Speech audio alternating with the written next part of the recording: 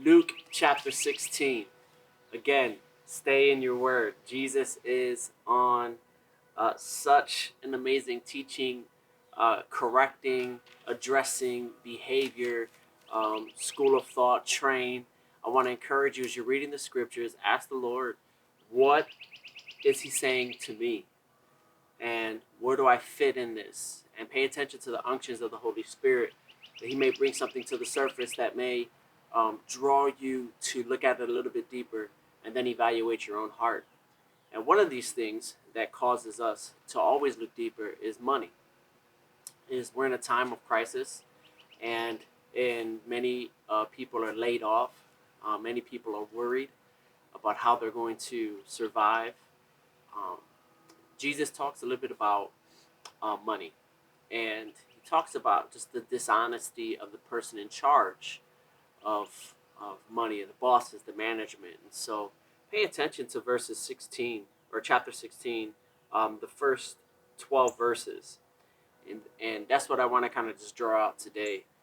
There's this principle that I live by that I found in this specific passage.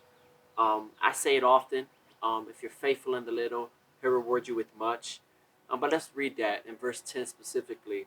This is after he's dealing with a man who was being dishonest and who wasn't being faithful in the little, who was doing the exact opposite.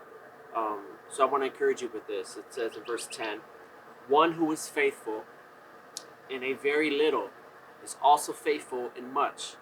And one who is dishonest in a very little is also dishonest in much.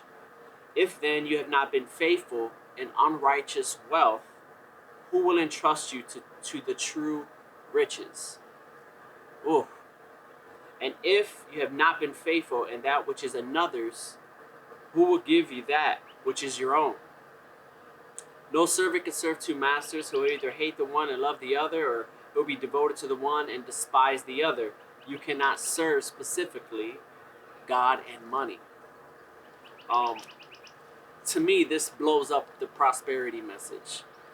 This says we don't hold fast to the fact that if you sow 10, you'll get 1,000. If I sow $10, I'm gonna get this, and this is not the point of the gospel.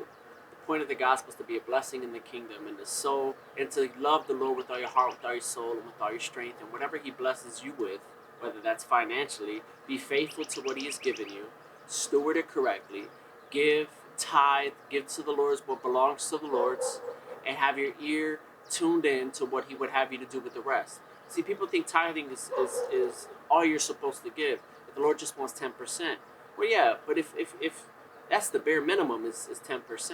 But if you look at the way the disciples lived and the apostles lived, everything belongs to the Lord, 100%. He's just asking for 10%. So I want to encourage you in that. Be faithful in this unrighteous wealth, money that we get. You know, the money from our jobs, the money from whatever we may have. Be faithful in stewarding it, manage it correctly. Give to the Lord what is His. Give to the Lord what is His. I'll say that one more time. Give to the Lord what is His. And I think this principle is so profound, to be faithful in the little. Manage what you do have. See, don't look at others and what they have and the amounts they have and what they're driving and what they have. Just be faithful in what you have. Be grateful for what you have. Be faithful. Take care of it. Steward it. Give it to the Lord every day. And watch Him bless you. Now that is proper perspective.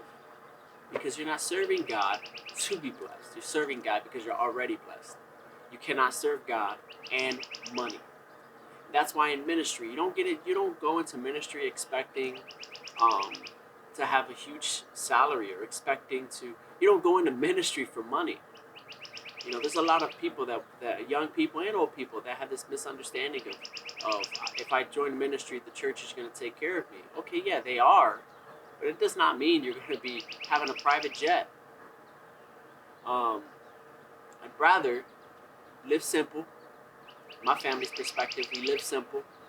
We're faithful in what God gives us. We steward it as best we can to honor Him.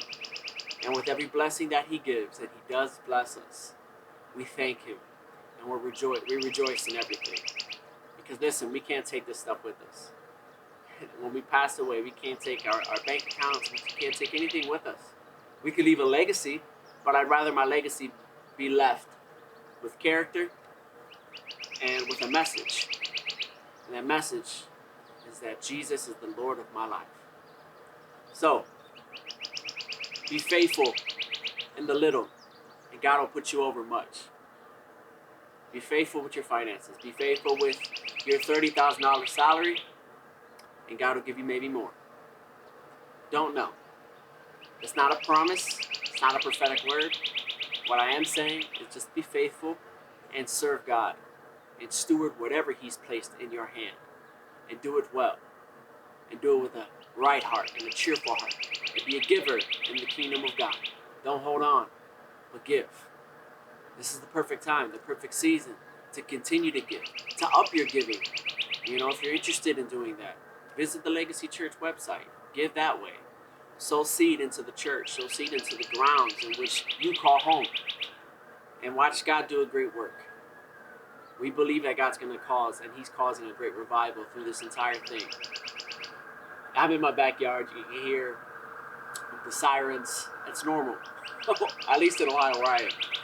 But I just want to bless you and thank you for listening.